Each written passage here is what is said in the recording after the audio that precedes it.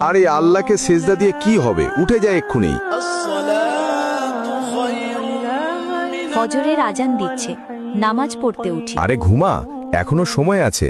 এক রাকাত না পড়লে কি হবে? এত তাড়াহুড়ো কেন? আজ অনেক শীত পড়ছে, পানি অনেক ঠান্ডা। যা ঘুমা আরামে। এই তুই নামাজ পড়ছিস, ওইদিকে তোর ছেলে পানিতে পড়ছে। তাড়াতাড়ি নামাজ ছেড়ে দৌড় দে। আরে পরে পড়িস, সময় আছে, যা আগে যা। আরে আল্লাহকে সেজদা দিয়ে কি হবে, উঠে যায় এক্ষুনি।